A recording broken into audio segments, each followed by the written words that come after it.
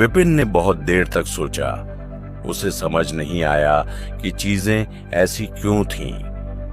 Library में पढ़ी गई किताबों से उसे कोई जवाब नहीं मिला, इसलिए उसने अपना सिर हिलाया और उसे अभी के लिए एक तरफ रख दिया। मास्टर, मैंने सुना है कि अंडरग्राउंड सिटी में डेस्टिनी डिस्क बिक्री के लिए है। पर्याप्त पैसे के साथ वे आपके हैं, मोहन ने फुसफुसाते हुए कहा जब विपिन ने इंफॉर्मेशन की रीडिंग कंप्लीट की। एक अंडरग्राउंड सिटी? विपिन ने भौहें उठाई। हाँ, मोहन ने सिर हिलाया। ऐसा कहा जाता है कि यह शाही परिवार और डेस्टिनी हॉल के नियंत्रण से परे एक ब्लैक मार्केट है, जहां कुछ भी खरीदा जा सकता है, यहां तक कि जीवन भी। दिलचस्प। विपिन की आंखें चमक उठी। हालांकि उसने मिस्टिक ड्रैगन पाम पर स्वर्ग के भाग्य लॉक को तोड़कर स्वर्ग की दिव्य ऊर्जा की काफी मात्रा प्राप्त कर ली थी। रोमा, रेणु, आरव, प्रत्यूषा, सिमर, दीपक और अन्य के ओरिजिन कोर को स्थिर करने और भीम रैंक टेक्निक्स को लिखने में उसका बहुत हिस्सा खर्च हो गया था। अब उसके पास बहुत कम बचा था। चूंकि ऐसी चीजें खरीदने के लिए उपलब्ध थीं, इसलिए यह जांचने लायक था। इसके अलावा आत्मा के लेवल में प्रगति करना लगातार कठिन साबित हुआ। दुर्लभ खजाने प्राप्त करने से उनके प्रशिक्षण में तेजी लाने में मदद मिल सकती थी। अगर यह ब्लैक मार्केट है तो क्या इसे गुप्त नहीं रखा जाना चाहिए और बिना किसी महत्वपूर्ण स्थिति के इस तक पहुंचना मुश्किल नहीं होना चाहिए? आपको कैसे पता चला? विपिन ने उत्सुकता से पूछा। खैर, मैं भाग्यशाली था और चूंकि मैं अब भीम रैंक में हूं, लोग संपर्क बनाने के लिए उत्सुक थे, मोहन ने समझाया। माया सिटी में भी भीम रैंक के एक्सपर्ट को महत्वपूर्ण माना जाता था। बिना किसी पृष्ठभूमि के ऐसी ताकत स्वाभाविक रूप से उन लोगों को आकर्षित करती थी जो अंदरूनी जानकारी साझा करने के लिए तैयार थे। ब्लैक मार्केट उनके निवास से केवल 30 मील की दूरी पर था। नाशक देव पर सवार होकर विपिन जल्दी से गंतव्य तक पहुंच गया। वह घोड़े से उतर गया है और नाशक देव को स्वतंत्र रूप से घूमने दिया, जबकि वह मोहन के निर्देशों का पालन कर रहा था। यह जगह एक नॉर्मल चाय के रेडी जैसा था, लगभग खाली। एक उबा हुआ चाय वाला मेज पर चाय के बर्तनों से छेड़छाड़ कर रहा था। विपिन बैठ गया और मेज को हल्के से थपथपाया। एक कप चाय, ना पानी, ना पत्ती, ना कप। चाय वाले की आंखों में चमक थी और उसने अपने हाथों को जोड़ लिया। सर, ऐसी चाय पीने लायक नहीं है। आप कितने कप लेंगे? विपिन ने उसे 100 तायल का चांदी का नोट दिया। मैं उतना ही लूंगा जितना तुम परोस सको। मैं लालची नहीं हूं। इतनी बड़ी रकम देखकर चाय वाले की आंखें चमक उठीं और उसने उत्साह से सिर हिलाया। इस तरफ आइए सर। विपिन उसके पीछे कमरे से बाहर चला गया। चाय के मालिक ने उसे एक काला कपड़ा दिया जिसे विपिन अपनी आंखों पर बांधना जानता था।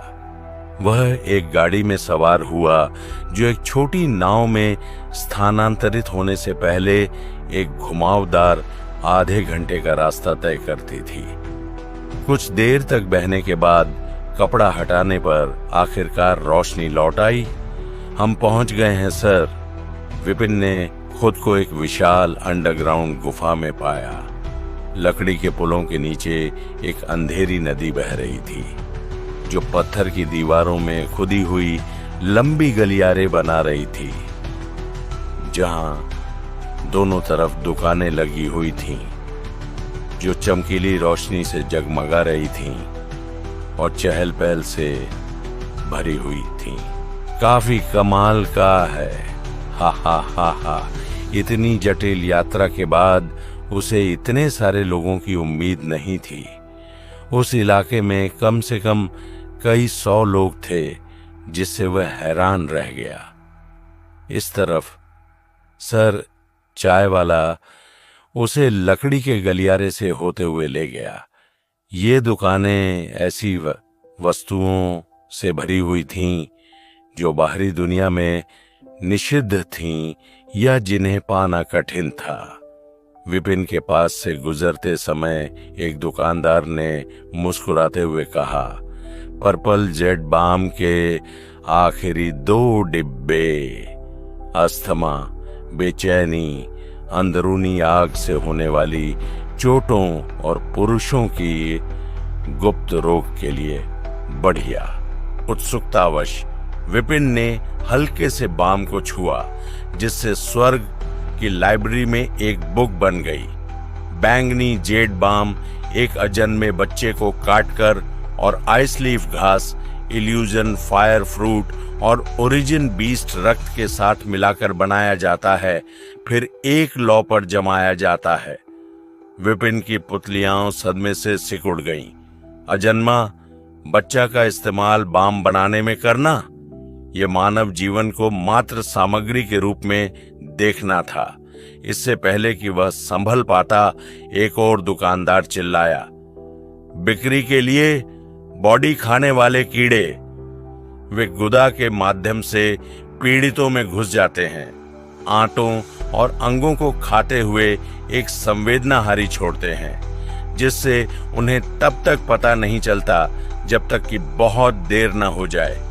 गुप्त हत्या के लिए अंगों को आराम देने वाले दायरे से नीचे के किसी भी व्यक्ति के खिलाफ प्रभावी। विपिन ने दुकानदार के डिस्प्ले पर नजर डाली, जहां 3 बीटल जैसे काले खोल वाले कीड़े एक सुनहरे कटोरे में धीरे धीरे रेंग रहे थे। उनके सिर चांदी के रंग के थे। उनके पंखों की हरकत से एक सम्मोहक चहकने वाली आवाज निकल रही थी। विपिन आश्चर्यचकित था। लाश खाने वाले कीड़े जो लाशों पर पलते थे, दुर्लभ थे और अक्सर उन्हें मिथक माना जाता था। उसने उम्मीद नहीं की थी कि उन्हें इतने खुलेआम बेचा जाएगा। यहाँ कल्पना की जा सकने वाली कोई भी चीज मिल सकती है। अगर आप अपने पेय के साथ भीम रैंक ओरिजिन बीस्ट का मांस भी चाहते हैं तो इसकी व्यवस्था की जा सकती है, चाय वाले ने हंसते हुए कहा। पहली बार आने वाले लोग अक्सर विपिन जैसी ही प्रतिक्रिया करते थे। ये मेहमान भी कुछ अलग नहीं था। ऐसी वस्तुओं के बीच भीम रैंक ओरिजिन बीस्ट का मांस आम बात लगती थी। क्या पालतू बीस्ट बिक्री के लिए उपलब्ध हैं? विपिन ने जिज्ञासा से पूछा। बीस्ट बेचे जाते हैं, लेकिन उन्हें टेम करना खरीदार को ही करना होता है, चाय वाले ने समझाया। जैसा कि आप जानते हैं, बीस्ट को पालतू बनाने वाले के भाग्य के बिना पालतू बनाना असंभव है और माया सिटी में बीस्ट को पालतू बनाने में एक्सपर्ट रखने वाले किसी भी स्वर्ग के मास्टर की कमी है। विपिन ने अब समझकर सिर हिलाया। टेमिंग, मेडिकल, फॉर्मेशन, पेंटिंग, इन सभी विशेष कौशलों के लिए डेस्टिनी लॉक तोड़ने की आवश्यकता होती है। केवल एक भाग्य गुरु ही इसे पूरा कर सकता है। माया सिटी में बीस्ट को वश में करने वाले स्वर्ग के मास्टर्स न होने के कारण यह स्किल दूसरों के लिए एक इम्पॉसिबल स्किल था। इस प्रकार भले ही एक ओरिजिन बीस्ट को पकड़ लिया गया हो। दोनों बातें करते हुए गलियारे से होते हुए एक छोटे से कमरे में पहुंचे। अंदर काले रंग की पोशाक पहने एक महिला चाय पी रही थी। उसकी कमर के नीचे एक लंबी बर्फ जैसी सफेद टांग दिख रही थी। मालकिन, हमारे पास एक नया ग्राहक आया है, चाय वाले ने रुकते हुए कहा। कोई नया ग्राहक? महिला ने उपहास किया। अपनी चाय रखी, अपनी स्कर्ट से अपने पैर को ढका और शान से खड़ी हो गई। अगर एल्डर भुवनेश्वर नए हैं तो मैं एक कुंवारी लड़की ही हूं।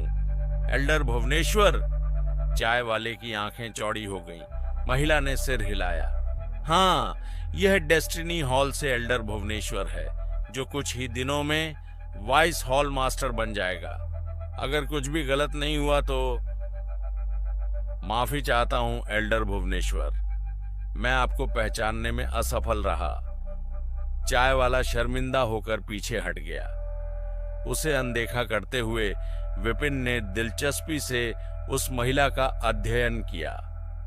तुम मुझे जानती हो? क्या आश्चर्य है। वह मुस्कुराई और अपने हाथों को विपिन के कंधों पर रखते हुए उसके चेहरे पर चंचल सांस छोड़ते हुए आगे बढ़ी। क्या बात है एल्डर भुवनेश्वर, एक नई रखैल मिल गई है और मुझे न जानने का नाटक कर रहे हो। तुम मुझे छोटी कहते थे, लेकिन अब मैं सिर्फ मालिक हूं। विपिन ने कोई जवाब नहीं दिया, बल्कि ठंडे भाव से घूरते हुए अपनी दिव्य भावना का एक अंश प्रकट किया।